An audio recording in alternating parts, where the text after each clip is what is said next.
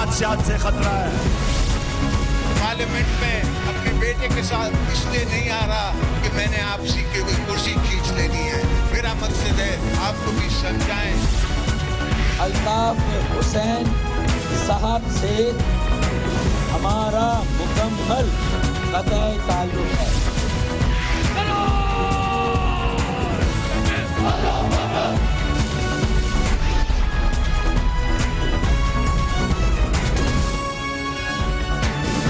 आप देख रहे हैं खबरों, तबसरों और तज्जियात पर मबनी पाकिस्तान का सबसे मोतबर न्यूज शो दुनिया, कामरान खान के साथ।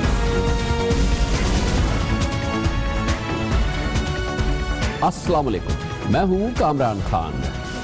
पंजाब में तवील अरसे के बाद तकरीबन 1 साल के बाद एपिक्स कमेटी का इजलास हुआ है। ये एपिक्स कमेटी वो कमेटी है जो कि नेशनल एक्शन प्लान के तहत 4 सूबों में कायम की गई है, जिसमें सिविल और फौजी हुकाम मिल के उस सूबे के हवाले से जो दहशतगर्दी या इंतहा पसंदी के वाक़यात हैं या उस हवाले से हिकमत अमली है, उसको तय करते हैं, उसको अमली जामा पहनाते हैं और फिर उसको रिव्यू करते हैं। ये अमल तमाम सूबों में होता है। सिंध में ये अमल तकरीबन हर महीने होता है, जिसमें एपिक्स कमेटी का इजलास होता है, जिसकी सदारत मुताल्लिका वज़ीर आला करते हैं और उसमें मुताल्लिका कोर कमांडर और डीजी रेंजर्स शरीक होते हैं। पंजाब में जैसे मैंने आपसे कहा, आज तकरीबन 14 महीने के बाद एपिक्स कमेटी का इजलास हुआ है और वज़ीर आला जनाब शहबाज शरीफ ने इस एपिक्स कमेटी के इजलास की सदारत की, जिसमें कौमी सलामती के Musheer lieutenant general retired Nasir Khan Janjua ख़ास तौर पे शरीक हुए। ये पहला इजलास है एपिक्स कमेटी का जिसमें वज़ीर आज़म के कौमी सलामती के मुशीर भी बराह रास्त शरीक हुए हैं। इसके अलावा core commander Lahore lieutenant general Sadiq Ali, DG rangers major general Umar Farooq बरकी और रेलेवेंट जो सिविल और मिलिट्री ऑफिशियल्स थे वो आज एपिक्स कमेटी के इजलास में शरीक हुए। लाहौर के इस इजलास में ये फैसला किया गया और इसका प्रेस रिलीज में जिक्र किया गया है कि दहशतगर्दों के सहूलतकारों के खिलाफ बिला इम्तियाज़ क्रैकडाउन किया जाएगा, दहशतगर्दों की माली मावनत के तमाम ज़राए बंद किए जाएंगे, मजहबी मुनाफरत पर मबनी लिटरेचर की इशाअत और तक़सीम के खिलाफ सख्त कार्रवाई की जाएगी, सोशल मीडिया पर इंतहा पसंदी फैलाने वालों के खिलाफ सख्त एक्शन होगा, पंजाब के दाखिली और खारजी रास्तों की निगरानी के मौसर इक़दाम किए जाएंगे। इस बारे में ये बात, इस हवाले से बात बहुत अहम है कि पंजाब के हवाले से मुसलसल कहा जा रहा था कि यहाँ पर दहशतगर्दों के खिलाफ, इंतहा पसंदों के खिलाफ उस नौइयत के ऑपरेशन नहीं किए जा रहे, एक भरपूर क्रैकडाउन नहीं किया जा रहा जैसा कि दूसरे सूबों में हुआ है। और ये भी कहा जाता था कि पंजाब में स्लीपर सेल्स मौजूद हैं इंतहा पसंदों और दहशतगर्दों के, और इसके लिए एक मरबूत और मुश्तरका हिकमत अमली और ऑपरेशन की ज़रूरत है। बहरहाल एपिक्स कमेटी का आज ये इजलास हो गया है। इसकी मज़ीद मालूमात हमें देंगे, हमारे साथ मौजूद हैं लाहौर से पंजाब पुलिस के सरबराह इंस्पेक्टर जनरल पुलिस जनाब मुश्ताक सखेरा। बहुत बहुत शुक्रिया सखेरा साहब। आप फरमाइएगा कि क्यों हुआ आज एपिक्स कमेटी का इजलास? पंजाब में इसकी ज़रूरत नहीं महसूस हुई थी पिछले 1 साल से? थैंक यू कामरान साहब, आपने मुझे इस टॉपिक के पंजाब हुकूमत और पुलिस का वर्जन बयान करने के लिए दावत दी है और मौका दिया है। ये जो आपने कहा है कि जी बहुत अरसे बाद एपेक्स कमेटी की मीटिंग हुई है। इनफैक्ट पंजाब में अरेंजमेंट ये किया गया कि एक जॉइंट एक्शन कोऑर्डिनेशन कमेटी बनाई गई जिसमें आर्मी के अफसरान भी थे, पुलिस के भी और इंटेलिजेंस एजेंसीज के। उसकी मीटिंग रेगुलर होती थी। फिर एक और सब कमेटी बनाई गई जो इंटेलिजेंस कमेटी थी, उसमें भी जो सूबाई सरबराहान थे इंटेलिजेंस एजेंसीज के, पुलिस के और इसी तरह जो सिविलियन फेडरल एजेंसीज उसके, इन दोनों कमेटीज की मीटिंग रेगुलर होती थी और वो रिव्यू करते रहते थे जो भी नैब के तहत एक्शन होने थे और उनको मजीद बेहतर बनाने के लिए। तो इसलिए ये जो है एपेक्स कमेटी का रेगुलर जो सेशन है वो 1 साल नहीं है, तो उसकी वजह ये है कि उसका मैकेनिज्म जो है वो बना दिया गया और 2 सब कमेटीज जो है वो बनाई गई। अच्छा सखेरा साहब, फिर आज मौका क्या था, ये क्यों जरूरत महसूस की गई और खास तौर पे इसमें वजीर आजम के नेशनल सिक्योरिटी एडवाइजर क्यों शरीक हुए? क्योंकि एपेक्स कमेटी के किसी भी सूबे के इजलास में आज तक नेशनल सिक्योरिटी एडवाइजर नहीं आए थे। असल में जो नैब है उसका चार्ज जो है लेटली ये जो नेशनल सिक्योरिटी एडवाइजर है उनको दे दिया गया था और उन्होंने 2 मीटिंग हमारी इस्लामाबाद में भी कॉल की थी जिसमें तमाम सूबों के चीफ सेक्रेटरी, आईजीज और होम सेक्रेटरीज ने शिरकत की थी और वहाँ पे नैब पे पूरा रिव्यू हुआ था اور وہاں پہ انہوں نے ایک یہ کیا کہ جو 20 نکات ہیں نیب کے ان کو 3 براڈ کیٹیگریز میں ڈیوائڈ کیا گیا، اور اس کے بعد ہر صوبے نے اپنا اپنا وہاں پہ ریویو پیش کیا. کیونکہ اب نیشنل سیکورٹی ایڈوائزر کو یہ ٹاسک دیا گیا ہے وزیر اعظم صاحب نے کہ وہ اس حوالے سے پروگرس بھی ریویو کریں، کوآرڈینیشن بھی کروائیں، تو اس لیے انہوں نے یہاں پہ شرکت کی تھی. تو یہ فرمائیے گا اب پنجاب میں آج کے اجلاس کے فالو اپ میں کیا کیا مخصوص ایکشنز ہوں گے جو ہمیں نظر آئیں گے؟ ایک تو میں بتاتا چلوں کہ ہم نے اپنی پوری کارکردگی جو ہے وہ اپیکس کمیٹی کے سامنے پیش کی، اور اس پہ اپیکس کمیٹی نے آن دی ہول اپنے اطمینان کا اظہار کیا، اور اس میں کچھ ایریاز میں انہوں نے کہا کہ زیادہ کام کرنے کی ضرورت ہے، تو وہ انشاءاللہ ان ایریاز میں کام ہم پہلے سے بڑھ کے کریں گے. اس میں بنیادی طور پہ آپ اس کو 2 کیٹیگریز میں ان میئرز کو یا ان ایکشن کو آپ تقسیم کر سکتے ہیں. ایک ہارڈ میئرز ہیں اور ایک سافٹ میئرز ہیں. ہارڈ میئر میں جو کیپیسٹی بلڈنگ تھی لا انفورسمنٹ کی، خاص طور پہ سی ٹی ڈی کا قیام، ان کی کیپیسٹی بلڈنگ وہ الحمدللہ پنجاب میں بہت بہتر ہوا ہے. اسی طرح پولیس کی کیپیسٹی بلڈنگ تھی ان جنرل، وہ اس میں بھی بڑا کام ہوا ہے، خاص طور پہ آئی ٹی میں ہم نے بہت کام کیا ہے. اس کے علاوہ جو ان کے خلاف پرو ایکٹیو ایکشن تھے، سرویلنس تھا، مانیٹرنگ کا سسٹم تھا، وہ بڑا افیکٹو ہوا ہے. اور ہماری جی مگر اب میں کہہ رہا ہوں کہ اس ایپیکس کمیٹی کے فالو اپ میں کیا مخصوص ایکشن، اسپیسیفک ایکشن جو ہیں وہ اب آپ لوگوں نے طے کیے ہیں کہ جو لیے جائیں گے پنجاب میں؟ کوئی ایسا جو نہیں ہے کہ جو کسی ایک خاص ایریا میں کوئی پن پوائنٹ کیا گیا ہو. اوور آل ریویو کرنے کے بعد یہ محسوس کیا گیا کہ جو خاص طور پہ سافٹ میئر ہیں جن پہ کام بڑی سلو ہو رہا ہے اس پہ کام تیز کرنے کی ضرورت ہے. کچھ لیجسلیشن فیڈرل گورنمنٹ پہ ہونے ہیں اس میں تیزی لانے کی ضرورت ہے. سافٹ میئر میں جیسے مدارس کی جو ہے ریفارمز ہیں، جو کریکولم ہے، اور اسی طرح ریہیبلیٹیشن کے پروگرام ہے ڈی ریڈیکلائزیشن کے حوالے سے، اس حوالے سے یہ ہوا کہ کام کی رفتار سست ہے اور اس کو فیڈرل گورنمنٹ کے ساتھ مل کے زیادہ تیز کیا جائے. باقی اوور آل جو پولیس کے ایکشن ہیں اس پہ اطمینان کا اظہار کیا گیا، اور اس میں جو کوآرڈینیشن ہماری چل رہی ہے انٹیلیجنس ایجنسیز کی، سی ٹی ڈی کی آپس میں، وہ بھی بہت اچھی ہے، اور وہ آلموسٹ ڈیلی بیسس پہ ان کی کوآرڈینیشن ہے، اور بہت سارے جوائنٹ آپریشن جو ہے وہ کنڈکٹ کیے گئے ہیں. بہت شکریہ جناب مشتاق سکھیرا، ہمیں آج کے ایپیکس کمیٹی کے اجلاس کے حوالے سے بتا رہے تھے. کمرشل بریک اس کے بعد ذکر کریں گے. کراچی شہر میں ایپیکس کمیٹی نے ہی فیصلہ کیا تھا کہ اسٹریٹ کرائمز یہاں کا سب سے بڑا اس وقت مسئلہ بن گیا ہے. انسپیکٹر جنرل پولیس اے ڈی خواجہ کو وزیر اعلیٰ مراد علی شاہ نے یہ کہا کہ شہریوں کو آپ کوشش کر کے دکھائیں، اسٹریٹ کرائم سے آزاد کریں، جو کہ کراچی کا ہر شہری، تقریباً ہر شہری اس کا شکار ہو چکا ہے. اس کی بات کرتے ہیں چھوٹے سے وقفے کے بعد.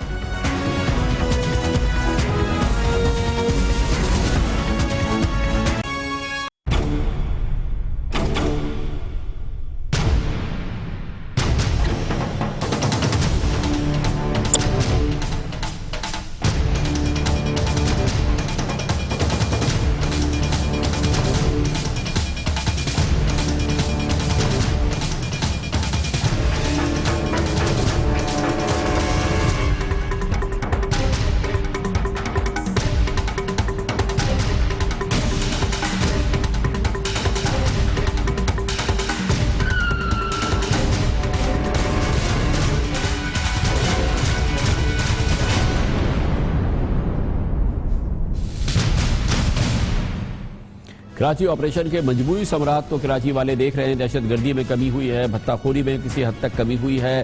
اوور آل حالات میں اس لحاظ سے دہشت گردی کے حوالے سے یا اغوا برائے تاوان کے معاملات کے حوالے سے بہتری آئی ہے، لیکن شہری ابھی تک اس سے اتنی ہی عدم تحفظ کا شکار ہیں جیسے اس آپریشن کے شروع ہونے سے پہلے تھے. کراچی کا ہر شہری ایسا ہے جو کسی نہ کسی صورت میں کراچی کی سڑکوں پر لٹا ہے بندوق کی نوک پر، اور یہ صورتحال جیسی 2 سال پہلے تھی، اس آپریشن کے بھرپور قوت کے ساتھ چلنے سے پہلے تھی، وہی صورتحال آج بھی ہے، شاید اور خراب بھی ہو گئی ہے. اسٹریٹ کرائم کا طوفان ہے، اس پر کوئی قابو نہیں پایا جا رہا. رینجرز اور انٹیلیجنس ایجنسیز کہتی ہیں کہ یہ براہ راست پولیس کا کام ہے، پولیس کو اس سلسلے میں کارروائی کرنا چاہیے. اب یہ معاملہ پہنچا ہے ایپیکس کمیٹی میں ایک بار پھر، اور وزیر اعلیٰ سندھ سید مراد علی شاہ کی سربراہی میں جو گزشتہ ایپیکس کمیٹی کا اجلاس ہوا، اس میں خاص طور پہ خود وزیر اعلیٰ نے اس پوائنٹ کو اٹھایا اور پھر فیصلہ کیا گیا کہ اس پر بھرپور آپریشن کیا جائے اور ایک پوری قوت سے اس کے خلاف ایکشن لیا جائے اور اس سلسلے میں پھر سندھ کے انسپیکٹر جنرل پولیس AD خواجہ کو ٹاسک دیا گیا کہ وہ اس سلسلے میں ضروری تیاری کرے. یہ اتنا سنگین مسئلہ ہے کہ سندھ حکومت بھی اس کی تردید نہیں کرتی ہے. سندھ حکومت میں خالص ایک کام بڑا اہم ہے جو ان سے وابستہ ہے، وہ اسٹریٹ کرائم کا ہے.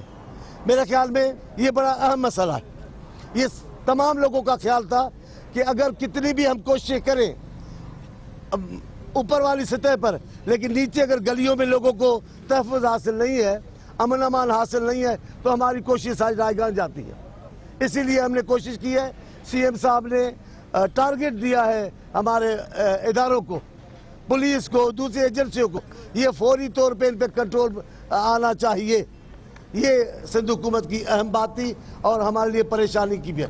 اتنی سنگین یہ بات ہے، اتنا سنگین یہ حالات ہے کہ گو کہ عام طور پہ اس قسم کے جرائم جو کہ روزانہ کی سطح پر ہوتے ہیں، سینکڑوں کی لیول پر ہو رہے ہیں، ان میں سے اکثر رپورٹ بھی نہیں ہوتے، لیکن پھر بھی وہ اعداد و شمار جو CPLC جمع کرتی ہے اس کے مطابق کراچی میں گزشتہ سال کے دوران 34,137 موبائل فون چھینے گئے. گویا کہ تقریباً روزانہ 100 افراد ایسے تھے شہری جن کو گن پوائنٹ پر لوٹ لیا گیا. 100 شہری ایسے ہو جس شہر کے اندر جن کی سڑکوں پر جن کو لوٹا جا رہا ہو، اس کا مطلب یہ کہ تقریباً 100 گروہ یا 100 گروہ نہیں تو ایک بڑی تعداد میں درجنوں گروہ جو ہیں وہ سڑکوں پہ گھوم رہے ہوتے ہیں، شہریوں کو بندوق کی نوک پہ لوٹ رہے ہوتے ہیں. یہ عمل اس بات کی نشاندہی کر رہا ہے کہ حالات قابو سے تقریباً باہر ہوتے جا رہے ہیں. اسی لیے شہری اس حوالے سے اپنی رودات سناتے سناتے تنگ آ گئے ہیں.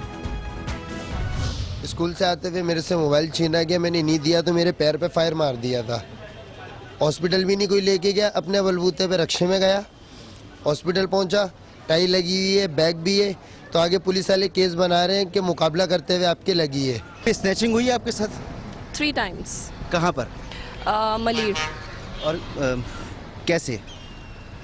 بس آتے ہیں، ناک کرتے ہیں. جی 1 مرتبہ لٹ چکا ہوں. وہ بھی کسی کے اوپر رحم کر کے بولتے موبائل کا چارج نہیں ہے، یار آپ مجھے موبائل دے دے، میں کال میں بات کروں گا.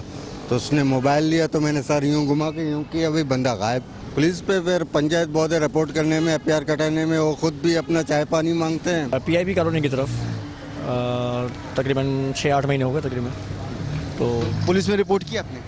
یار پولیس تو آپ کو پتہ ہے کیسی ہے یار. پولیس کو تو ابھی آپ جائیں گے تو وہ آپ بولیں گے 500 روپے دو تو آپ کی FIR کٹے گی اور یہ ہوگا. میرے ساتھ بھی یہی ہوا. پسٹل دکھائی، لے گا 700 روپے لے گا. تو پولیس کو رپورٹ کی؟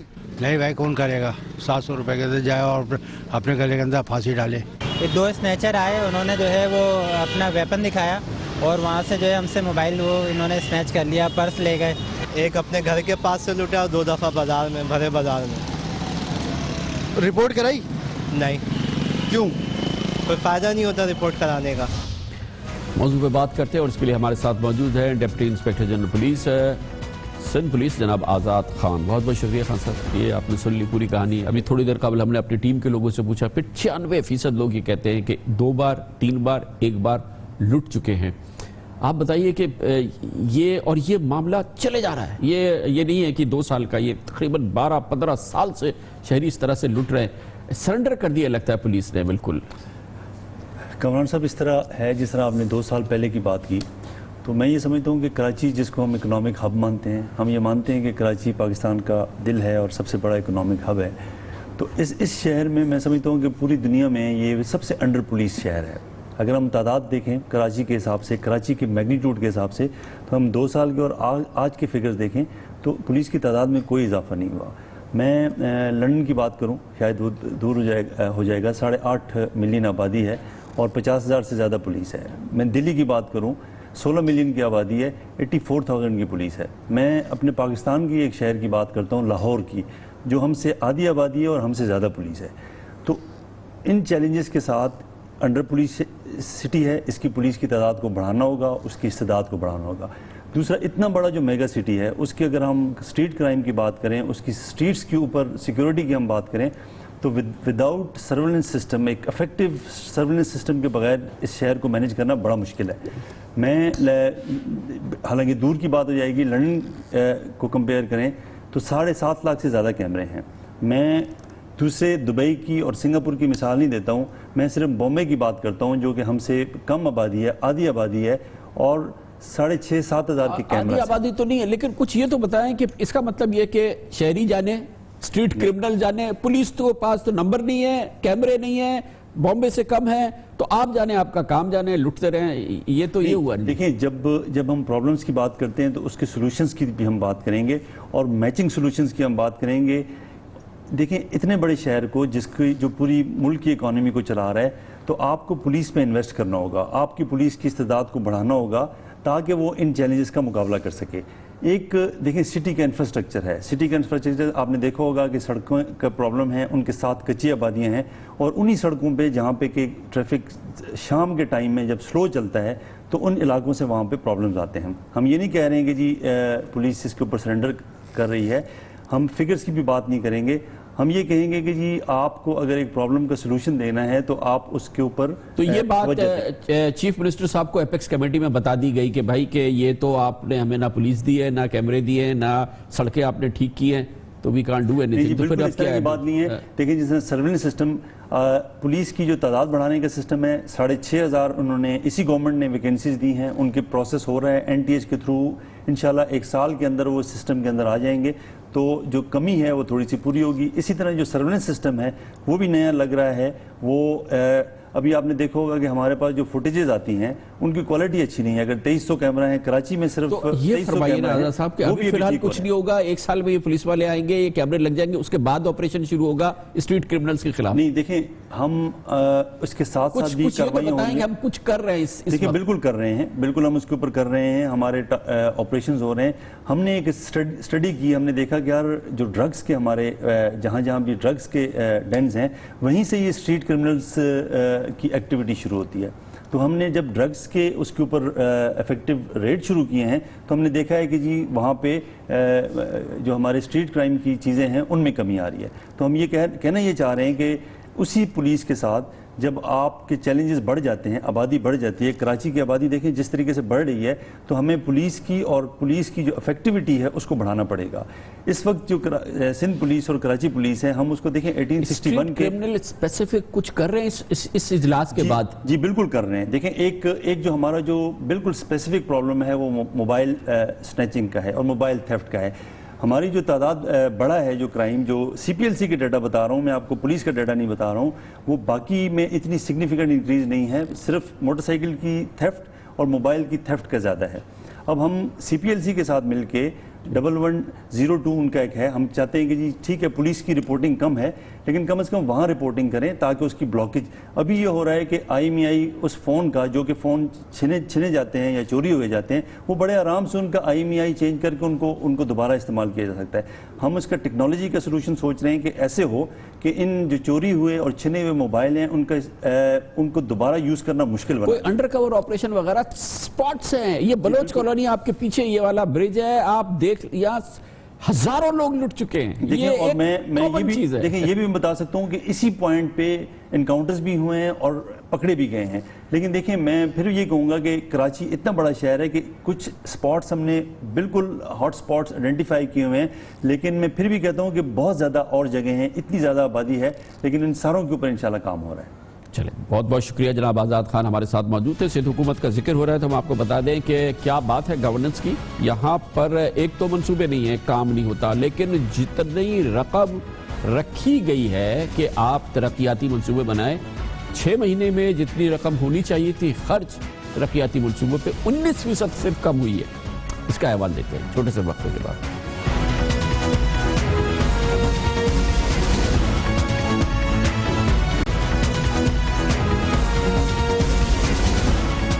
वो तमाम उम्मीदें कि सिंध में सैयद मुराद अली शाह के वज़ीर आला के बनने के बाद गवर्नेंस के हालात में बेहतरी आएगी, वो उम्मीदें तो अब टूट चुकी हैं। बल्कि अक्सर ऐसा लगता है लोगों को, हम सुनते हैं और हालात जो देख रहे हैं कि सैयद कायम अली शाह याद आते हैं। कुछ हालात में तब्दीली नहीं हुई है बल्कि खराबी हो रही है। हुकूमत ने इस माली साल के सूबाई बजट में सालाना तरक्याती प्रोग्राम यानी कि तरक्याती मंसूबों के लिए तकरीबन 265 अरब रुपए रखे थे, लेकिन 6 माह में सिर्फ 51 अरब रुपए यानी सिर्फ 19.5% रकम खर्च की गई है।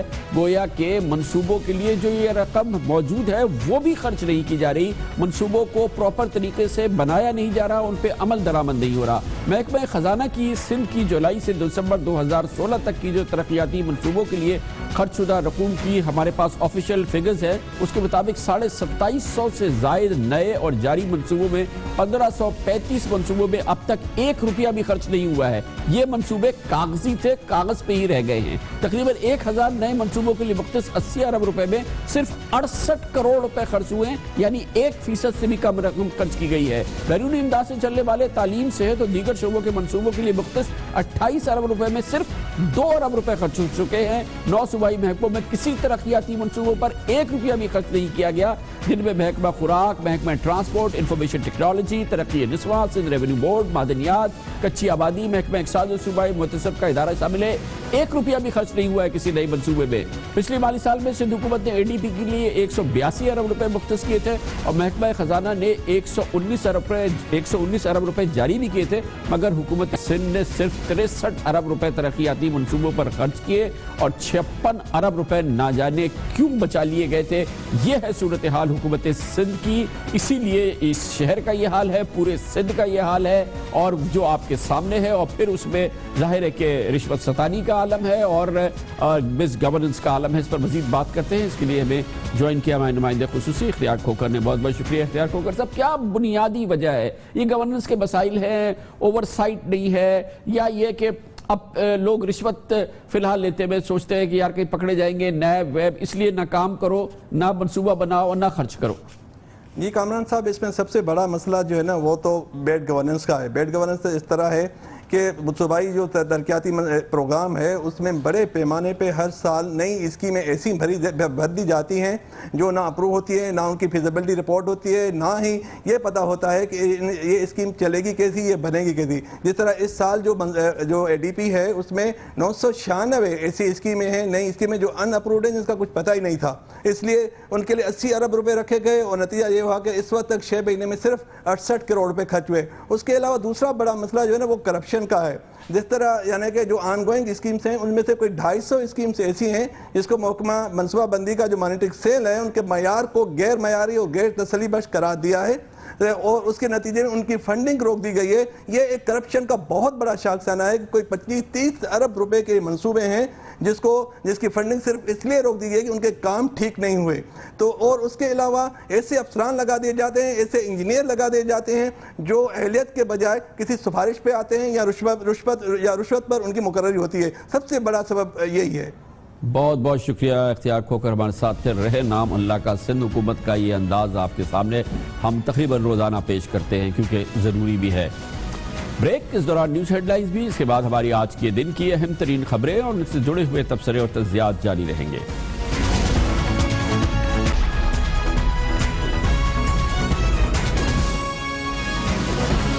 آپ دیکھ رہے ہیں خبروں، تبصروں اور تجزیات پر مبنی پاکستان کا سب سے معتبر نیوز شو دنیا، کامران خان کے ساتھ۔ پاکستانیوں میں کسی بھی کو شاید اس بات پہ اعتراض نہ ہو یا اس بات سے وہ متفق نہ ہو کہ پاکستان کا اس وقت سب سے بڑا مسئلہ پاناما کیس جیسی چیزیں نہیں ہیں۔ پاکستانیوں کے اس کا اصل دکھ، اصل مسئلہ وہ ہے جو کہ اسلام آباد میں ہوا ہے اور جو طیبہ نامی 10 سالہ بچی کے ساتھ ہوا ہے۔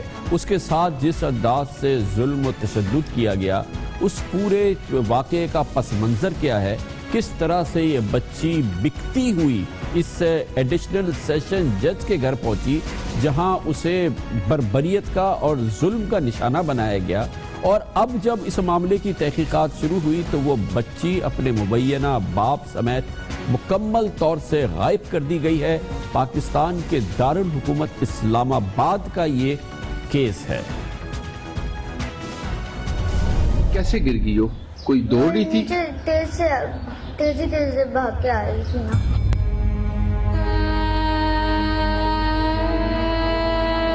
کسی نے مارا تو نہیں آپ؟ نہیں، کسی نے مارا۔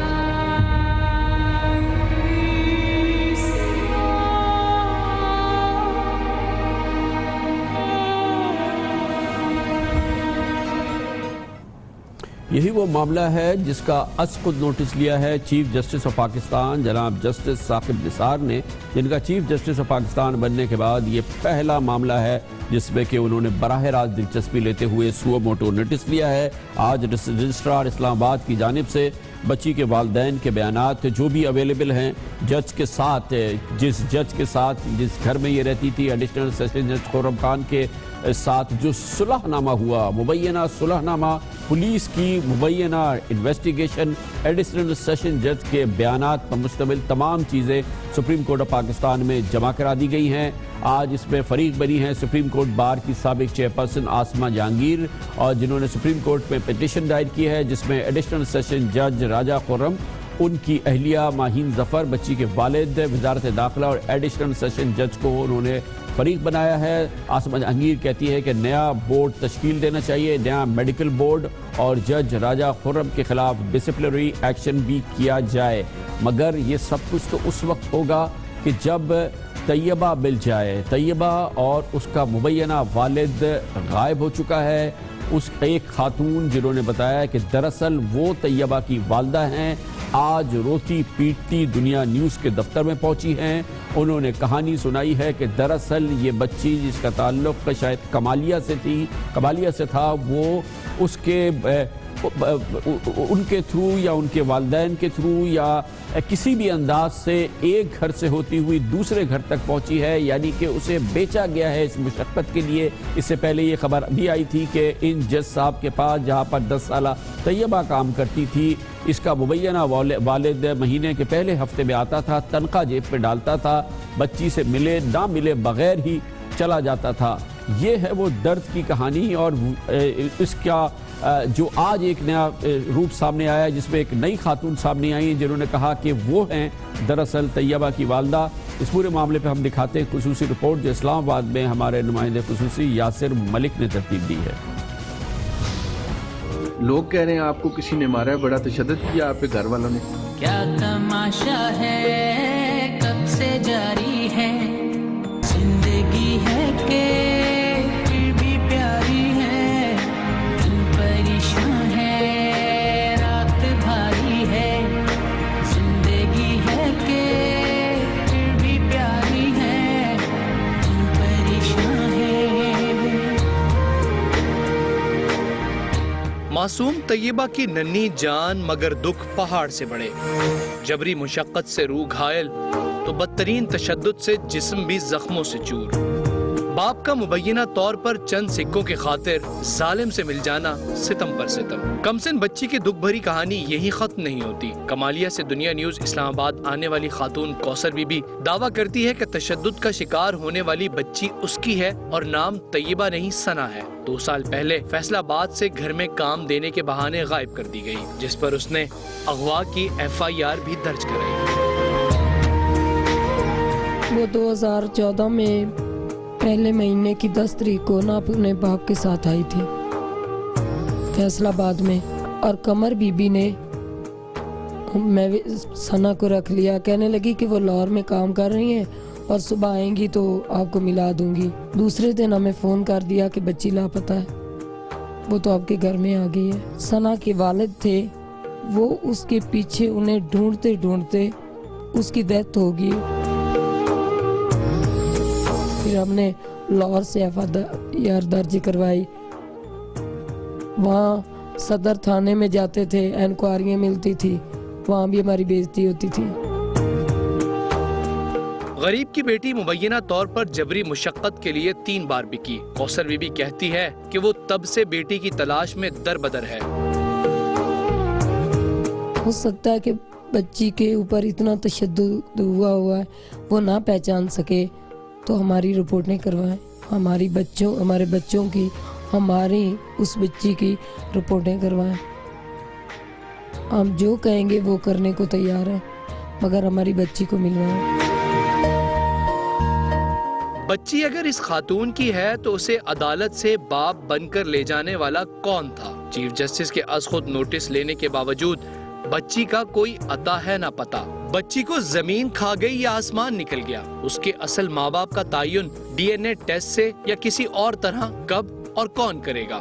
بچے کی حوالگی پر سوالات ہی سوالات ہیں۔ مقدمہ ریاست کی مدیت میں درج ہوا تو صلح کسی اور نے کیسے کر لی؟ کیا مبینہ والد سے نادرہ فیملی رجسٹریشن سرٹیفکیٹ یا فارم بے لیا گیا؟ بچی کی حوالگی سے پہلے تصدیق کی زحمت کیوں نہیں کی گئی؟ حوالگی کا فیصلہ عجلت میں کیوں کیا گیا؟ پریشان ہے رات بھاری ہے، پریشان ہے۔ دنیا نیوز کے قانونی سوالات اور بچی کو انصاف دلانے کے لیے کوششیں رنگ لے آئیں۔ چیف جسٹس ثاقب نثار نے بچی پر تشدد اور معاملہ دبائے جانے پر نوٹس کو انسانی حقوق کے مقدمے میں تبدیل کر دیا۔ سب سے امپورٹنٹ بات یہ ہے کہ یہ واقعہ پاکستان کی کسی چھوٹے گاؤں چھوٹے شہر کا نہیں ہے، یہ دارالحکومت اسلام آباد کا واقعہ ہے، اور پولیس جو کہ اس واقعے کی تحقیقات کر رہی ہے وہ اسلام آباد کی پولیس ہے۔ یہ وہی پولیس ہے جو براہ راست پاکستان کی وزارت داخلہ کے تحت کام کرتی ہے۔ وزیر داخلہ جناب چودھری نثار علی خان خود اسلام آباد کی پولیس کے معاملات کے حوالے سے خود نگاہ رکھتے ہیں۔ یہ اس شہر میں یہ واقعہ ہوا ہے، پاکستان کے دارالحکومت۔ یہ وہ معاملہ ہے جس کا براہ راست از خود نوٹس خود پاکستان کے نئے چیف جسٹس آف پاکستان لے چکے ہیں۔ یہ وہ واقعہ ہے جو کہ ٹیلی ویژن اسکرین پر ہے۔ وہ واقعات جو اسلام آباد میں نہیں ہیں، بڑے شہروں میں نہیں ہو رہے، بلکہ بڑے شہروں میں بھی ہو رہے ہیں، چھوٹے شہروں میں ہو رہے ہیں، وہ کیا ہے؟ پاکستان کا المیہ جو ہے وہ طیبہ، ایک طیبہ نہیں، پاکستان میں پتہ نہیں کتنی ہزاروں کتنی لاکھوں طیبہ ہوں گی۔ طیبہ تشدد کیس پاکستان میں ایک بار پھر چائلڈ لیبر کا کیس ہے، بچوں سے جبری مشقت کا ایک کیس ہے۔ اس کی ایک چھوٹی سی مثال ہے، لیکن یہ لعنت بڑے پیمانے پر پھیلی ہوئی ہے۔ بین الاقوامی لیبر آرگنائزیشن نے 2004 میں کہا تھا کہ پاکستان میں 2,60,000 بچے جبری مشقت کا شکار ہے۔ ان کے والدین ان کو ایک طرح سے بیچ دیتے ہیں اور اس کے بعد یہ جبری مشقت کا شکار ہوتے ہیں۔ لیکن ظاہر ہے کہ 2004 کے اعداد و شمار بہت ہی کم ہیں۔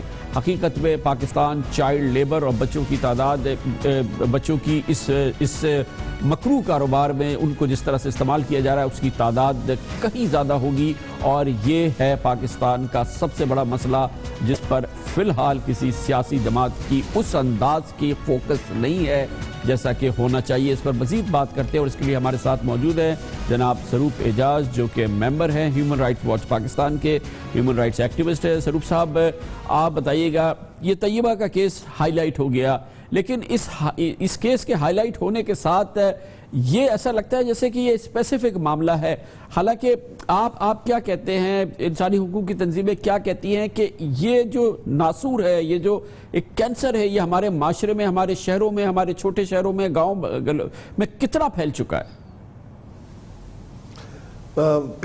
خان صاحب، جیسے آپ نے فرمایا ابتدائیے میں بھی کہ یہ تو بہت اندوناک واقعہ ہے، مگر اور اس واقعے کے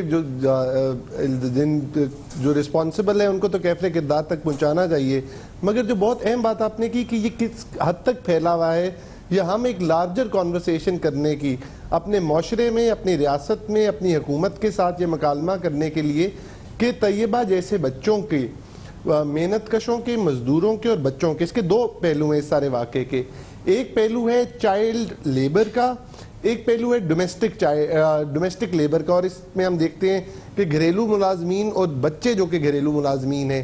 اور ہمارا اگر ہم پاکستان کے قانون کو دیکھ لیں تو پاکستان کا قانون ہی ان کو پروٹیکشن نہیں دیتا۔ آئی ایل او کا آپ نے ذکر کیا، آئی ایل او اور یونیسیف کے مطابق جو اقوام متحدہ کا ادارہ ہے، اس کے مطابق پاکستان میں کوئی 10 ملین سے 12 ملین یعنی 1 کروڑ سے 1 کروڑ 20 لاکھ چائلڈ لیبرر ہیں، وہ بچے جن سے مشقت کرائی جاتی ہے۔ اور ان میں سے جیسے آپ نے فرمایا کہ 2004 کے مطابق ایک تعداد ایسی ہے جو کہ گھروں میں کام کرتے ہیں، اور یہ جو گھروں میں کام کرتے ہیں یہ سب سے ورس آف ہیں، یہ سب سے پسے ہوئے ہیں، کیونکہ یہ کمپلیٹلی ان ریگولیٹڈ ہیں۔ ان کے نہ تو کوئی کم سے کم معاوضے کا کوئی تعین ہے، منیمم ویج کا نوٹیفیکیشن نہیں ہوتا، نہ تو کوئی ان کے وقت کے اوقات کا کوئی تعین ہے، اور نہ جو جب آپ چائلڈ لیبر کا جو قانون ہے پاکستان میں جو صوبوں میں، وہ گھر کو as an area of economic activity, یعنی کہ گھر کو وہ نہیں سمجھتا کہ گھر میں ملازمت جو ہے وہ اس سے آپ کو وہ حقوق ملیں گے جو کہ آپ کو ایک بھٹے پہ کام کرنے سے ملتے ہوں یا آپ کو ایک فیکٹری پہ کام کرنے سے ملتے ہوں، اور اس لیے وہ ممانعت جو کہ باقی ورک پلیسز میں ہم دیکھتے ہیں وہ یہاں ہے ہی نہیں۔ اس لیے ضرورت اس امر کی ہے، اور جو ہیومن رائٹس تنظیموں کا، انسانی حقوق کی تنظیموں کا یہ مطالبہ حکومت سے رہا ہے بہرحال، کہ آپ کو نہ صرف فعال قانون سازی کرنی پڑے گی بچوں کے لیے، وہ بچے جن سے جبری مشقت کرائی جاتی ہے، اور اس کے بعد آپ کو اس کی امپلیمنٹیشن بھی کرانی پڑے گی، کیونکہ گھروں کی جو چار دیواری کے اندر، اور ہم نے دیکھا ہے کہ بہت لوگ وکلا، ڈاکٹر، بہت ایسے کیسز آئے ہیں جن کو ہم پڑھے لکھے لوگ سمجھتے ہیں، یہ جج صاحب جو ہیں ان کا جو واقعہ آیا ہے، لیکن کیونکہ اتنی امپیونٹی ہے، کیونکہ وہ ریگولیٹڈ مارکیٹ نہیں ہے، آپ کے جناب سروپ اعجاز صاحب بالکل آپ نے صحیح بات کی، بہت بہت شکریہ، کیونکہ یہ معاملہ جو ہے یہ اسلام آباد کا ہے، یہ گھر ہے ایڈیشنل سیشن جج کا، یہ ایک پڑھی لکھی فیملی کا اسلام آباد شہر کا معاملہ ہے، وہ معاملہ ہے جو پولیس کی اور میڈیا کی نالج میں ہے، اور اس میں اتنی بربریت اور اتنا ظلم ہے تو مجموعی صورتحال کیا ہوگی. اسی لیے یہ ایک کرائسس ایشو ہے. حکومت کو بھی اس کی ترجیح اولین کرنی چاہیے, اپوزیشن جماعتوں کو بھی اور تمام سول رائٹس آرگنائزیشن کو بھی.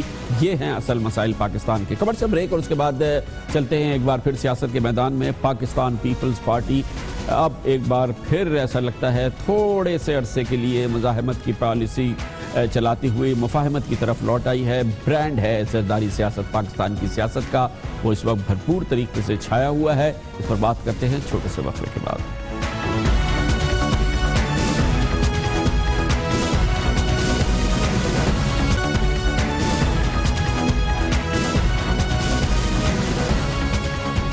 ضرور ہوتا تھا پیپلز پارٹی کا ایک برانڈ جس کو کہ محترمہ بے نظیر بھٹو, اس سے پہلے جناب ذوالفقار علی بھٹو نے بھرپور طریقے سے آگے بڑھایا تھا. لیکن پیپلز پارٹی کا برانڈ اب ایک مخصوص برانڈ بن چکا ہے, وہ ہے زرداری برانڈ. زرداری سیاست کے جو نمایاں پہلو ہیں وہ ہم نے دیکھے سن 2008 سے 2013 تک.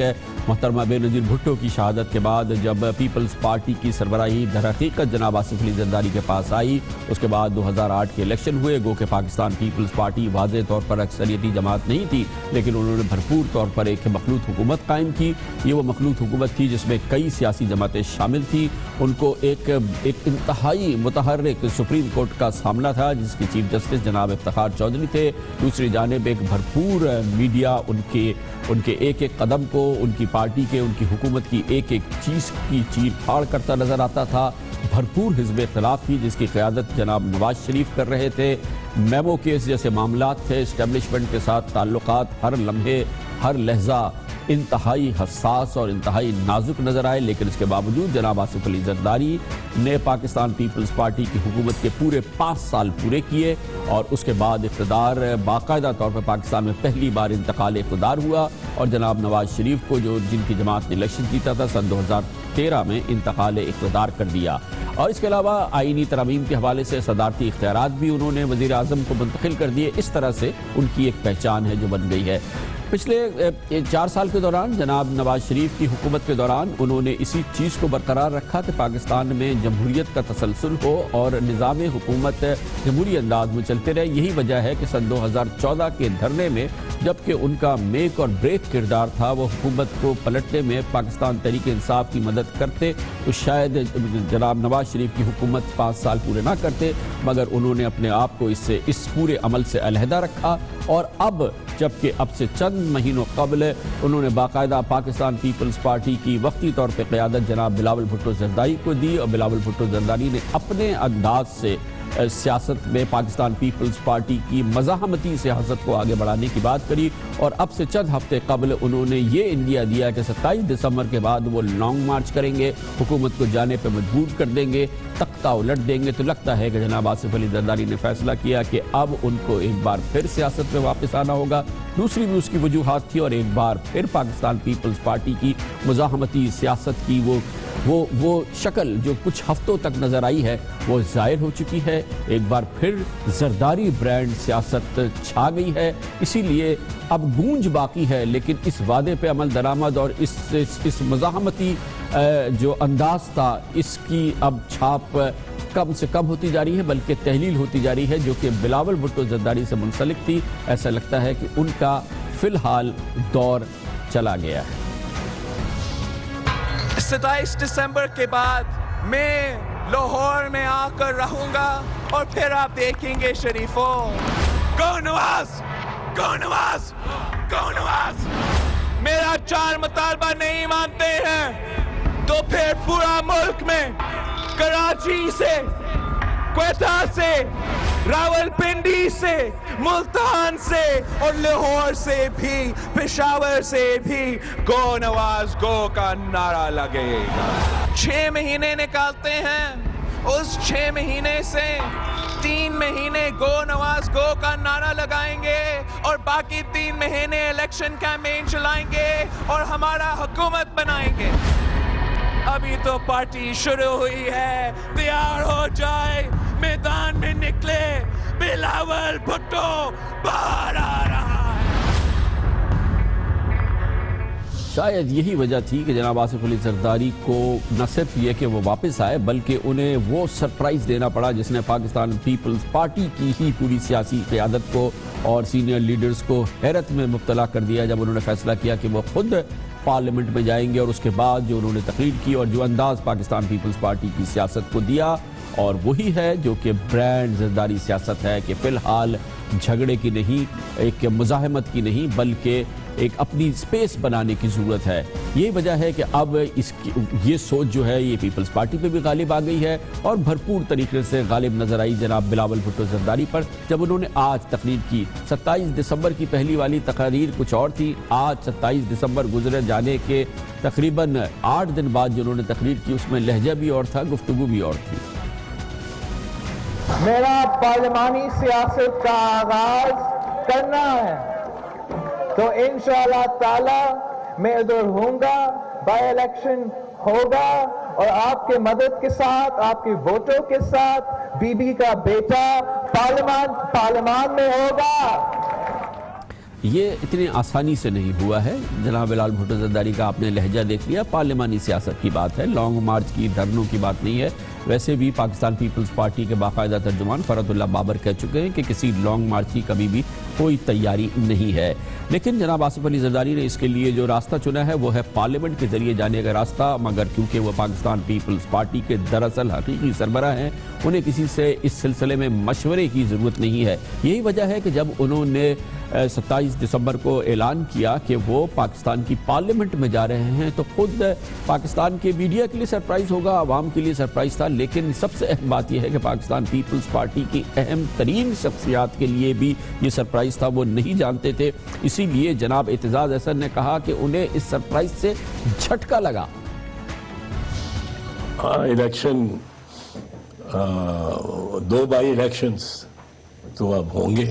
Quite a surprise, a very jolting surprise, उसको शॉक कह लें आप, बट आई वाज सरप्राइज। इसमें चूंकि उन्होंने मशवरा नहीं किया, कम अज़ कम मेरे साथ तो मशवरा नहीं किया, और मेरे बहुत सारे साथियों के साथ मशवरा नहीं किया, तो इसलिए वी हैव टू सी।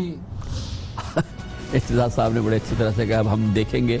ये भी बात उन्होंने कह दी है कि वो जो मैंने अभी आपसे अर्ज़ किया कि वो बिलावल वाली सियासत और वो अंदाज़ और वो सारी चीज़ें वो भी पीछे चली गई हैं। वो जो बिलावल पाकिस्तान पीपल्स पार्टी को पंजाब में और दूसरी जगहों पर लेके चलना चाह रहे थे जिस अंदाज से, वो भी बात अब शायद किस्सा पारी ना हो गई है।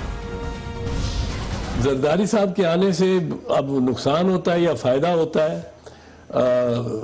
This is something that has happened. कई समझ रहे हैं कि उससे टेम्पो डाउन हो गया। पंजाब में हम की एक जो रीअवेकनिंग चाह रहे थे जाले की और वर्कर की, और लोगों में बिलावल, चेयरमैन बिलावल के शक्ल में एक निशात-उस-सानिया, ए रेनेसांस ऑफ द पार्टी, वो तो अब मेरा ख्याल है कि कुछ पीछे चली जाएगी।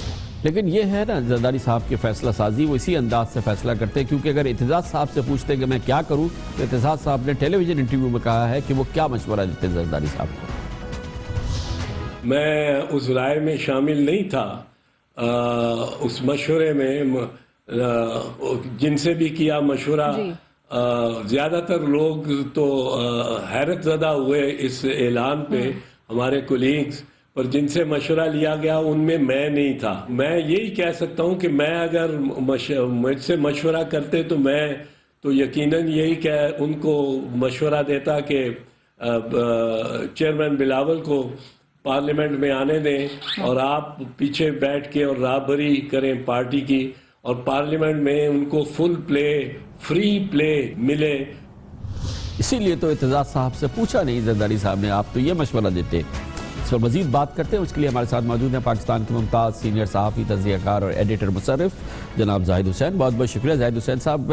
پاکستان پیپلز پارٹی والے جناب اعتزاز احسن کہتے ہیں مجھے نہ میرے ساتھیوں کو کسی کو پتا تھا کہ زرداری صاحب جو ہیں وہ سرپرائز دینے والے ہیں کہ وہ خود پارلیمنٹ میں آ جائیں گے, اور نہ صرف وہ صرف پارلیمنٹ میں آئے بلکہ پیپلز پارٹی کی جو سیاست تھی جو کہ ہم دسمبر کے مہینے میں اور نومبر کے مہینے میں بلاول کے ہاتھوں دیکھ رہے تھے وہ بھی یکسر انہوں نے تبدیل کر دی. اب ہے زرداری برانڈ سیاست جو ہم دیکھ رہے ہیں. دیکھیے جہاں تک اپنی پارٹی کے ساتھ مشورے کی بات ہے تو میرے خیال انہوں نے بلاول سے بھی مشورہ نہیں کیا ہوگا جب انہوں نے اپنا فیصلہ سنایا ہے. ایک تو سب سے بنیادی چیز یہ ہے کہ زرداری صاحب کی جس کی برانڈ کی بات کر رہے ہیں تو وہ سیاست ہے کیا زرداری صاحب کی. وہ جو ہے ساری سیاست جو ہے وہ ان کے لیے ایک بزنس ہے, ایک ویلنگ ڈیلنگ ہے, اور ایک جو ہے وہ ڈیل میکنگ کا نام ہے جو کہ پیپلز پارٹی کی سیاست سے بہت مختلف ہے. پیپلز پارٹی کی جو سیاست رہی ہے شروع سے جب سے پارٹی بنی ہے تو ایک خاص اس کی خصوصیت, لیکن معاف کیجئے گا زاہد صاحب, بالکل آئی ایم سو سوری, مگر وہ جو پیپلز پارٹی کی جس کی سیاست کی بات کر رہے ہیں اس میں جو پیپلز پارٹی کی حکومت تھی وہ 1 سال 8 مہینے میں ختم ہو جاتی تھی, 2 سال میں ختم ہو جاتی تھی, 2.5 سال میں ختم ہو جاتی تھی. زرداری صاحب کی جو برانڈ تھی وہ 5 سال تک اپنی مخلوط حکومت کو لے کے چلے, 1 سیکنڈ بھی کم نہیں ہونے دیا. وہ پیپلز پارٹی کی سیاست تھی ضرور. دیکھ یہ بات آپ کہہ رہے ہیں, لیکن اس کے بعد کیا ہوا؟ اس کے بعد جو یہ ہوا کہ وہ پارٹی جو ہے وہ جو اس کی ایک حیثیت تھی ایک نیشنل پارٹی کی وہ تو ختم ہو کے رہ گئی ہے, اور پنجاب میں جو ہے وائپ آؤٹ ہو گئی. اب صرف رے دے کے وہ سندھ کی ایک پارٹی رہ گئی ہے جس کی آپ بات کر رہے ہیں کہ 1.5 سال یا 2 سال رہی تھی. تو اس کے بعد آپ کو یہ بھی یاد ہوگا کہ ہر دفعہ وہ دوبارہ جو ہے وہ الیکشن جیت کے واپس آتی تھی. وہاں پہ ان کی جو عوام میں جڑیں تھی وہ کبھی ختم نہیں ہوئی تھی. تو اگر فرض کیجئے صرف نام اس کا یہ ہے کہ آپ کو ایک شخص کو اقتدار میں رکھنا ہے بائی ہک اور کروک, تو ٹھیک ہے زرداری صاحب بہت کامیاب رہے ہیں, اور اس کامیابی کا ایک اور ان کا نکلا ہے کہ ان کی بزنس بھی بہت چمک گئی ہے. اور اب دیکھیں کہ پیپلز پارٹی کی حیثیت کیا رہی ہے. پیپلز پارٹی کی حیثیت جو ہے اب آہستہ آہستہ وہ سندھ کے صرف دیہی علاقوں تک محدود ہو کے چلی گئی ہے. اب پہلے یہ بات صحیح تھی جیسے آپ نے ابھی اعتزاز احسن کی جو ہے آپ نے انٹرویو سے جو بتایا ہے کہ ایک پہلے لگا تھا کہ شاید کچھ ریوائیو ہوگی پنجاب کے اندر, بلاول نے جو ہے اپنی تقریر شروع کی تھی, پھر سے جو ہے تھوڑا سا لگتا تھا کہ جو پرانے کارکن تھے, پرانے لیڈران تھے, ان میں بھی کچھ حرکت ہوئی تھی, کچھ یہ لگ رہا تھا کہ شاید پارٹی ریوائیو ہونے جا رہی ہے. اور جب ان کو یہ احساس ہوا زرداری صاحب کو کہ پارٹی شاید بہتر صورتحال بن کے آئے گی, وہ فوراً وارد ہوئے اور انہوں نے یہ فیصلہ سنا دیا. تو ایک بہت بڑا سوالیہ نشان ہے کہ اصل میں کیا چاہتے کیا ہیں زرداری صاحب اس سیاست سے. لیکن سر ایک بات تو پھر بھی ثابت ہو گئی نا, جو کہ محترمہ بے نظیر بھٹو کے بعد ثابت ہو گئی تھی شہادت کے بعد, کہ پارٹی ہے زرداری کی, جو زرداری صاحب کہیں گے وہ ہوگا. 1.5 سال تک باوجود وہ پاکستان میں نہیں تھے تو چلنے دیا, لیکن اب جب وہ واپس آ گئے ہیں, اور اس سے پہلے بھی ظاہر ہے, لیکن وہ چلے گی ان کی, ہی ول کال دا شاٹ, اور کوئی اس میں کوئی کچھ نہیں کہہ سکتا. بالکل. اب دیکھیں آپ خود, کیونکہ اعتزاز صاحب پارٹی چھوڑ نہیں رہے نا, اگر ان سے مشورہ نہیں کیا گیا تو اعتزاز صاحب پارٹی نہیں چھوڑ رہے, نہ ان کے کوئی ساتھی چھوڑ رہے, بلکہ وہ تو بیچارے مجھ سے کہہ بھی نہیں رہے. مجھے لگتا ہے یہ بالکل صحیح بات کہہ رہے ہیں آپ کہ لوگ جو ہیں وہ شاید ان کا جو ایک لائلٹی رہی ہے پیپلز پارٹی کے ساتھ شاید اس کو کبھی نہ چھوڑے, لیکن کم از کم یہ بات سامنے تو آ رہی ہے کہ یہ کہ زرداری صاحب کی اپنی سیاست مختلف ہے, اور جو لوگ جو ہیں جو پرانے ہیں کارکن ہیں جو لیڈران ہیں ان کی سیاست ان کی سوچ بہت ہی مختلف ہے. تو یہ بھی بڑی بات ہوئی ہے کہ اعتزاز صاحب نے آ کے پبلکلی جو ان کے اپنے خیالات تھے اس کا اظہار کیا ہے. اور صرف اعتزاز احسن کی جو ہے یہ بات نہیں ہے, بلکہ آپ کسی بھی پنجاب کے جو لوگوں سے, یہ پارٹی کے کسی بھی سرکردہ لیڈر سے معلوم کر لیں, ان کی سب کی یہی سوچ ہوگی کہ زرداری صاحب نے یہ اعلان کر کے جو رہی صحیح ایک امید تھی کہ شاید پنجاب میں دوبارہ پارٹی منظم ہوگی، اس کو یکسر طور پہ ختم کر دیا ہے۔ میرا خیال یہ ہے کہ اب دیکھنا یہ ہے کہ کتنے لوگ اب پارٹی میں رہتے ہیں، کیونکہ ابھی بھی ہم دیکھا تھا پچھلے 2 یا 3 سالوں میں آپ نے دیکھا ہوگا کہ کافی بڑی تعداد میں جو پارٹی کے لیڈران بھی تھے وہ جو ہے وہ نکل کے پارٹی گئے، کوئی پی ٹی آئی میں شامل ہوا ہے، کوئی خاموش ہو کے بیٹھ گیا ہے۔ اب دیکھیں کہ میرا سمجھ اس کے بعد جو ہے جو مایوسی پھیلی ہے کارکنوں میں بھی اس واقعے کے بعد سے، تو وہ صاف ظاہر ہوتا ہے کہ زرداری صاحب پارٹی پہ جو اپنا شکنجہ ہے اس کو چھوڑنے کے لیے تیار نہیں ہے۔ بالکل، بہت بہت شکریہ جناب زاہد حسین ہمارے ساتھ تھے۔ کمرشل بریک، اس کے بعد سپریم کورٹ آف پاکستان میں سماعت ہوئی پاناما کیس کے حوالے سے۔ آج بھی دلچسپ سوالات تھے، پورا زور لگا رہے ہیں تحریک انصاف کے وکلاء، اپنے دلائل دے رہے ہیں، مگر سپریم کورٹ آف پاکستان ایک بار پھر ہم آپ سے کہیں گے طے کرے گی، یہ بھی طے کرنا ہے کہ اس کی سمت کیا ہے، وہ اس کیس کو جا رہی ہے، اس کی ایک بار پھر بات کریں گے وقفے کے بعد۔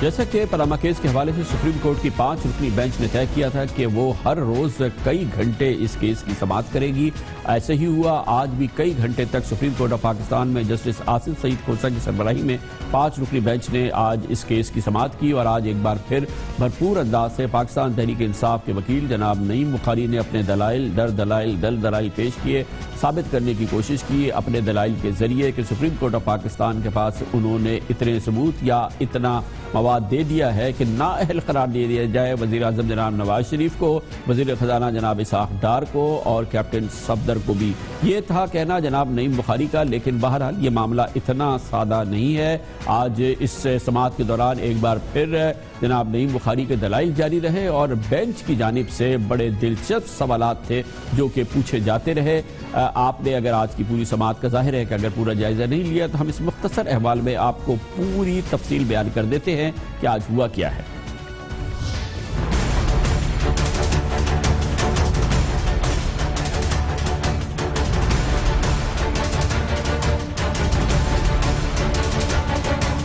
تحریک انصاف کے وکیل نعیم بخاری نے آج اپنے دلائل کا آغاز یہ کہہ کر کیا کہ قطری شہزادے کا خط کہتا ہے کہ ساری جائیداد دادا سے ایک پوتے کو منتقل ہوئی، لیکن ایسا ہو نہیں سکتا۔ جسٹس آصف سعید کھوسہ نے ریمارکس دیے کہ ہم قطری شہزادے کے خط کا جائزہ لے رہے ہیں، قانون وراثت کا جائزہ نہیں لے رہے۔ نعیم بخاری نے کہا کہ ہم تو یہ کہہ رہے ہیں کہ قطری شہزادے کا خط مکمل فراڈ اور شریف فیملی کا خود ساختہ ہے، قطری خط کی کوئی اہمیت نہیں ہے۔ جسٹس اعجاز افضل نے کہا کہ اگر قطری شہزادے کا خط خود ساختہ ہے تو پھر آپ کیوں بار بار اس خط کا ذکر کر رہے ہیں اور بطور ثبوت استعمال کر رہے ہیں۔ نعیم بخاری نے توجہ دلائی کہ قطری شہزادے کا خط ہمارا نہیں، وزیر اعظم کی پیش کردہ دستاویز ہے۔ قطری خط کو نظر انداز کر دیا جائے تو پتہ لگ جائے گا کہ فلیٹس شریف خاندان نے خریدے۔ جسٹس شیخ عظمت سعید نے کہا کہ یہ کیسے کہہ سکتے ہیں کہ فلیٹس شریف خاندان نے خریدے، آپ کے پاس کوئی ثبوت ہے؟ نعیم بخاری نے استدعا کی کہ پہلے قطری شہزادے کے خط کو کارروائی سے نکال پھینکا جائے۔ جسٹس آصف سعید کھوسہ نے ریمارکس دیے کہ خط کو کیسے نکال پھینکیں، وزیر اعظم کے بچوں کے کیس کا انحصار اسی خط پر ہے۔ نعیم بخاری نے مزید کہا کہ وزیر اعظم، ان کی اہلیہ، ان کے بچوں نے میڈیا اور اخبارات میں اپنے کسی بیان میں کبھی قطری یا کسی قطری خاندان کا ذکر تک نہیں کیا، چنانچہ اس خط پر انحصار نہ کیا جائے۔ جسٹس شیخ عظمت سعید نے باور کرایا کہ اگر میڈیا انٹرویو اور اخباری خبروں پر آج کسی کو پھانسی لگا دیں تو کل آپ کا موکل بھی نہیں بچے گا۔ تحریک انصاف کے وکیل نعیم بخاری نے دلیل پیش کی کہ مریم نواز وزیر اعظم کی کفالت میں رہی ہیں اور 4 سال قبل ہی انہیں زیر کفالت کے خانے سے الگ کیا گیا ہے۔ جسٹس اعجاز افضل نے نقطہ اٹھایا کہ پہلے اس بات کا تعین بھی ضروری ہے کہ زیر کفالت ہونے سے کیا مراد ہے۔ چل رہی سماعت اور آج جناب شاہد حامد جو کہ وزیر اعظم کے اہل خانہ کے وکیل بھی ہیں، ان کا کہنا یہ تھا کہ کل کی سماعت نہ ہو کیونکہ وہ چاہتے تھے کہ پیر کی سماعت ہو، لیکن عدالت نے کہا نہیں، ہر روز سماعت ہوگی اور کل بھی اس کی کئی گھنٹے سماعت جاری رہے گی۔ ایسا لگتا یہ ہے کہ عدالت کی سمت کے بارے میں تو ہم کچھ نہیں کہہ سکتے، لیکن فریقین ضرور سمجھتے ہیں کہ بہت جلد اس کا فیصلہ ہو جائے گا۔ کل کے ہمارے پروگرام میں جناب خواجہ آصف نے کہا کہ اسی مہینے 2-3 ہفتے کے اندر اس کا فیصلہ ہو جائے گا۔ آج بھی تمام فریقین کی جانب سے مختلف میڈیا انٹرویوز میں یہی بات کی گئی کہ فیصلہ بس اب ہونے والا ہے۔ عمران خان نے بھی آج یہی بات کہی۔ ہمارا کیس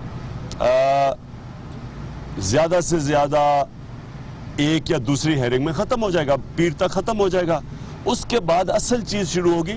ان کے کیا جواب ہیں؟ مجھے لگتا ہے کہ انشاءاللہ 2 ہفتے تک یہ کیس ختم ہو جائے گا۔ ایک منٹ میں نہیں جانتا کہ اب یہ سپریم کورٹ فیصلہ کرے گا، اور میں یہ کہہ دوں ہمیں پورا اعتماد ہے ان پہ، جو بھی یہ فیصلہ کریں گے ہمیں قبول ہے۔ عمران خان صاحب نے آج یہ بھی کہا کہ کل وہ ایک اہم پتہ کھیلیں گے جس سے وہ ثابت کریں گے کہ لنڈن فلیٹس کی ملکیت دراصل محترمہ مریم نواز شریف کی ہے۔ ہم اس پروگرام میں جب یہ مسلسل اس سماعت کو اور سپریم کورٹ آف پاکستان کے حوالے میں اس کیس کے حوالے سے جو بات کر رہے ہیں، جو پاکستان کے نامور سینئر ترین ماہرین قانون سے ہماری بات ہوئی ہے، ان کی گفتگو میں تو یہ بات سامنے نظر آ رہی ہے کہ فیصلہ ان کو نہیں سمجھ میں آ رہا کہ کس چیز کا فیصلہ ہو جائے گا، کیونکہ بہرحال یہ ابھی سپریم کورٹ آف پاکستان اس سماعت کے ذریعے اس پوزیشن میں نہیں ہے کہ وہ اس تمام چیز کی یا دلائل کی یا جو دستاویزات پیش کی جائی ہیں کہ از خود وہ اس کی تصدیق کر سکے یا وہ اس کی خود تحقیقات کر سکے، تو فیصلہ کس چیز کا ہو جائے گا۔ نہ ہی اس پورے کیس کے ذریعے سپریم کورٹ اس کی اپنی تحقیقات کر رہی ہے تو فیصلہ کس چیز کا ہو جائے گا۔ مجموعی تاثر جو ہمارے اس پروگرام میں اب تک نظر آیا، جناب عابد حسن منٹو، جناب انور منصور صاحب اور دوسرے ماہرین قانون جس سے ہماری بات ہوئی ہے، ان سب کا کہنا یہ ہے کہ سپریم کورٹ کو بہرحال طے کرنا ہے کہ یہ سماعت کس نوعیت کی سماعت ہے، اور اس کے بعد پھر ان شواہد کو، ان دستاویزات کو، اور پھر اس حوالے سے اس کی تحقیقات کا معاملہ آگے چل کے آئے گا، جس سے بظاہر نہیں لگتا کہ کوئی حتمی فیصلہ یا آخری فیصلہ اس معاملے میں آ سکتا ہے، لیکن اس کی ایک اور مستند رائے حاصل کر لیتے ہیں۔ اس کے لیے ہمیں جوائن کیا ہے ممتاز سینئر ماہر قانون جناب خالد جاوید خان نے۔ بہت بہت شکریہ خالد جاوید صاحب۔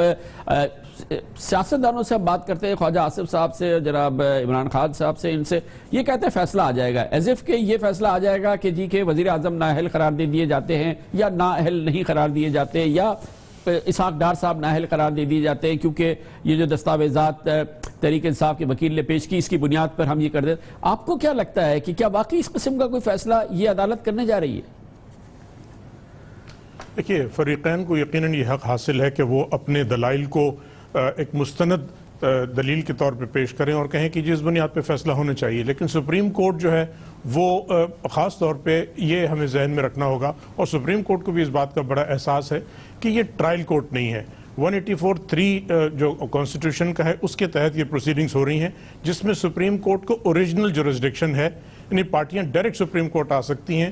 اور اس جو پروسیڈنگز کے نیچر کے بارے میں کراچی بدامنی کیس کے اندر سپریم کورٹ نے واضح کیا تھا کہ یہ کوئی ایڈورسیریل پروسیڈنگز نہیں ہے، دو فریقین کے درمیان جنگ جو ہے یہ وہ پروسیڈنگز نہیں ہوتی ہیں، یہ ہے عوام الناس کے انٹرسٹ کی، جس میں فنڈامنٹل رائٹس انوالو ہوں، اور انویسٹیگیٹو پروسیڈنگز ہوتی ہے۔ سپریم کورٹ کو خود اختیار ہے کہ وہ اس میں انویسٹیگیشن کر سکتا ہے، یا کسی کمیشن کو یا کسی اتھارٹی کو اپوائنٹ کر سکتا ہے، اور کسی نتیجے پہ پہنچ سکتا ہے۔ ظاہر ہے کہ جب ایک کیس سپریم کورٹ نے شروع کیا ہے اس میں کوئی نہ کوئی یقیناً نتیجے پہ ضرور پہنچے گا، یا تو نتیجہ یہ ہو سکتا ہے کہ پٹیشن ایکسیپٹ کر لی جائے، یا پٹیشن ڈسمس کی جائے، یا پھر کوئی کمیشن اپوائنٹ کیا جائے، اس کی مینٹینیبلٹی کے بارے میں بھی بات ہو سکتی ہے۔ تو یہ زیرو سم گیم نہیں ہے کہ پٹیشن یا الاؤ ہوگی۔ وفاقی ادارے کو بھی کہہ سکتا ہے کہ اس کو باقاعدہ کمپلین کے طور پہ ٹریٹ کریں اور اس کو انویسٹیگیٹ کریں۔ کیا نچلی عدالت کو بھی بھیج سکتا ہے کہ آپ وہاں جائیں تاکہ اس حوالے سے مقدمہ وہاں پہ چلے؟ کیونکہ بہرحال یہ ٹرائل کورٹ تو نہیں ہے، سپریم کورٹ نے کوئی سزا سنا دی تو اس کی اپیل کہاں ہوگی؟ جی یقیناً یہ جو آپشن سپریم کورٹ کے سامنے ہیں، اور بہت سے کیسز میں یہی ہوا ہے کہ سپریم کورٹ نے سننے کے بعد جو حکومتی ایجنسیز ہیں، اور یہاں صرف سپریم کورٹ نہیں، ایون ہائی کورٹ میں یہ ہوتا ہے کہ یہ کیس جو ہے بنیادی ذمہ داری ریاستی اداروں کی ہے، جیسے نیب ہے، ایف بی آر ہے، دوسرے ایس سی سی پی ہے، تو ان کی ذمہ داری ہے کہ ان کو انویسٹیگیٹ کریں۔ اس کے بعد ان قوانین میں ریمیڈی بھی دی گئی ہے۔ تو ایک پاسبلٹی ہے سپریم کورٹ خود کرے، لیکن جتنا تفصیل سے سپریم کورٹ اس کیس کو سنے گا اس سے فریقین میں شاید یہ احساس پیدا ہوگا کہ اب یہیں کچھ فیصلہ ہونے والا ہے، کیونکہ بہت لمبی ہیئرنگ کے بعد اگر یہ فیصلہ ہو کہ جی یہ ہم نہیں سنیں گے، یہ کہیں اور بھیجیں گے، تو وہ بھی شاید فریقین کے لیے بڑا ڈس اپوائنٹمنٹ کا اور عوام الناس کے لیے بڑا ڈس اپوائنٹمنٹ کا ذریعہ ہوگا۔ یہ بات بعد از قیاس نہیں ہے آپ کے بقول کہ سپریم کورٹ یہ دلائل سننے کے بعد فیصلہ کرے کہ میں بالکل ایک ہائپوتھیٹیکل بات کر رہا ہوں کہ جناب نواز شریف اس کیس کی نوعیت سے اور یہ جو دستاویزات ہماری صورت میں آئی ہیں، انہوں نے اپنے عہدے کا یا انہوں نے قوم سے جھوٹ بولا، انہیں ہم نااہل قرار دیتے ہیں، یا یہ کہ جناب اسحاق ڈار کو ہم نااہل قرار دیتے ہیں، یا یہ کہ یہ جو شواہد ہمارے سامنے پیش کیے گئے اس قابل نہیں ہیں کہ اس میں وزیر اعظم کے خلاف یا ان کے اہل خانہ کے خلاف یا اسحاق ڈار صاحب کے خلاف کوئی کارروائی کی جائے۔ کیا یہ بعد از قیاس نہیں ہے آپ کے کہ اس قسم کا کوئی حتمی فیصلہ دے دے سپریم کورٹ؟ میرے خیال میں دونوں صورتوں میں شاید یہ ایکسٹریم فیصلہ ہوگا کہ ڈسکوالیفیکیشن والی بات یا بالکل کچھ نہ کیا جائے، ایک درمیانی راستہ بھی ہو سکتا ہے، اور سپریم کورٹ کیونکہ پہلا ہی کورٹ ہے اس جو ڈسپیوٹ کے اندر، تو وہ ایسا کوئی فیصلہ نہیں دیں گے کہ حتمی زیرو سم گیم کے طور پہ ہو کہ ایک فریق مکمل طور پہ کامیابی کا اعلان کرے اور دوسرا مکمل ناکامی کا، کیونکہ یہ اس نیچر کا کیس نہیں ہے۔ یہ ایک کیس ہے بیسکلی ریاستی جو ادارے ہیں ان کی انیبلٹی کا، کہ عمران خان صاحب کی بنیادی شکایت یہی ہے کہ میں یہ پٹیشن اس لیے لے کے آیا ہوں کہ ریاست کے ادارے جو ہیں وہ کام نہیں کر رہے۔ اگر سپریم کورٹ نے خود فیصلہ کیا تو اس کا مطلب ہے سپریم کورٹ سینکشن کر دے گا اس پروپوزیشن کو کہ جی جہاں بھی آپ سمجھیں کہ کوئی ریاستی ادارہ کام نہیں کر رہا ہے آپ ہمارے پاس لے آئیے، ہم ڈائریکٹ فیصلہ کر دیں گے۔ تو مجھے بڑا سرپرائز ہوگا کہ اگر اس پروپوزیشن کو ایکسیپٹ کیا تو گویا یہ سماج جو ہے یہ سرپرائز ہو گیا اگر اس قسم کا فیصلہ ہے، ورنہ خیال یہی ہے کہ سپریم کورٹ آف پاکستان اس سلسلے میں یا تو کوئی کمیشن بنا دے گا یا یہ کہ کسی وفاقی ادارے کو کہے گا کہ آپ کر دیں، یا ایک کمیشن بنا دے جو اپنے تحت کام کرے، اس کو با اختیار بنا دے، نچلی عدالت میں بھیج دے کہ یہاں سے آپ اپنا مقدمہ شروع کریں۔ یہ کہ وزیر اعظم نااہل یا ناناہل یہ نہیں ہو سکتا۔ نہیں، وہ شاید اتنا اس کے چانسز نہیں ہیں، لیکن اگر آپ فریقین کے دلائل سنیں تو وہ کسی دوسرے راستے کے لیے بڑی مشکل سے گنجائش، اور اس میں جو سب سے زیادہ حیرتناک بات ہے، ایون جو نواز شریف صاحب کے جو بچے ہیں ان کے وکلاء نے اب تک ظاہر ہے کہ اب دوسرے وکلاء آئے ہیں اس کیس میں، لیکن انہوں نے بھی اس طرف لے جانے کی کوشش نہیں کی، وہ بھی اسی طرف لے جا رہے تھے کہ یہاں کوئی فیصلہ ہو جائے کہ جی ہماری پراپرٹی ہماری نہیں ہے، جو پٹیشنر ہیں وہ ثابت کرنے کی کوشش کر رہے ہیں پراپرٹی ان کی ہے۔ میرے خیال میں سپریم کورٹ کا بنیادی طور پہ ٹرائل کورٹ کا کام نہیں ہے، اس کے ریاستی ادارے موجود ہیں، اور میری ذاتی رائے ہے کہ ان اداروں کو فعال بنانے کے لیے شاید سپریم کورٹ ڈائریکشن ضرور دے سکتا ہے، اور پھر اس کے بعد پارٹیوں کو حق ہوگا کہ وہاں اگر سیٹسفائی نہ ہو تو نیچے ہائی کورٹس بھی یا ٹرائل کورٹس موجود ہیں، جو بھی ریمیڈی ہے وہاں یہ اویل کریں۔ یہ معاملہ ابھی فی الحال طے ہونے والا نہیں ہے، ختم اپنی اختتام کو نہیں پہنچنے والا۔ بہت بہت شکریہ جناب خالد جاوید خان صاحب، وہی بات کہہ رہے تھے جناب انور منصور کہہ رہے تھے، جناب عابد منٹو کہہ رہے تھے، جناب خالد جاوید خان کہہ رہے ہیں۔ خبر سے بریک، اور اس کے بعد ذکر ہوتا ہے پاکستان کی موجودہ حکومت کی اگر کہیں ناکامی ہے تو وہ قومی اداروں کو نہ بچانے میں پی آئی اے مکمل طور پہ فیل ہو گئی ہے۔ حکومتی کوشش واضح ہو گیا ہے، پاکستان اسٹیل میں فیل ہو گئی حکومت، یہ بھی واضح ہو گیا ہے۔ پی آئی اے کا فیلئر ظاہر ہے کہ حکومت کی ایک بڑی ناکامی ہے۔ اس پہ بات کرتے ہیں چھوٹے سے وقفے کے بعد۔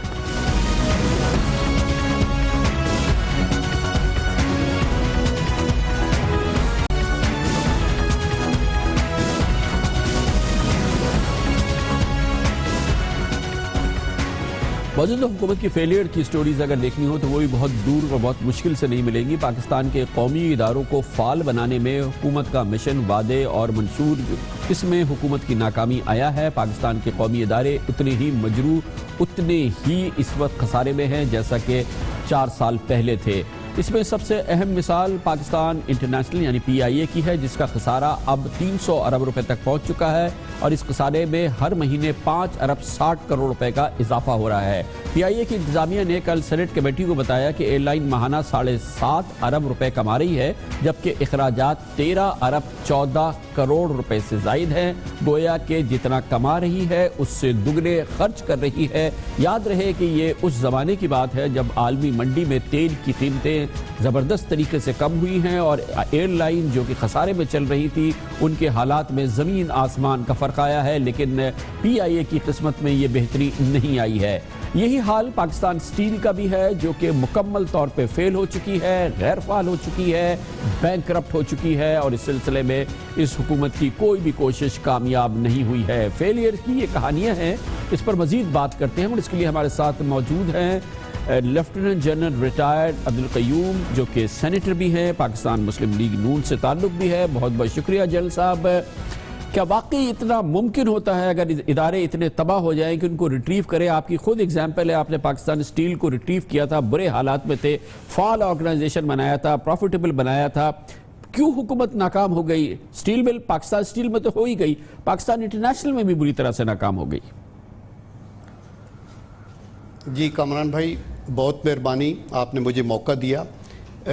پاکستان انٹرنیشنل ایئر لائن کا جو ڈکلائن ہے وہ پچھلے کو تقریباً 6-7 سالوں سے ہو رہا ہے، اور اس کے اندر آپ نے یہ بالکل ٹھیک کہا کہ فیول کی پرائسز کی جو تھی وہ تو بیٹر ہوئی اور اس سے ان کو کوشن ملنا چاہیے تھا، لیکن انفارچونیٹلی ایسے نہیں ہوا۔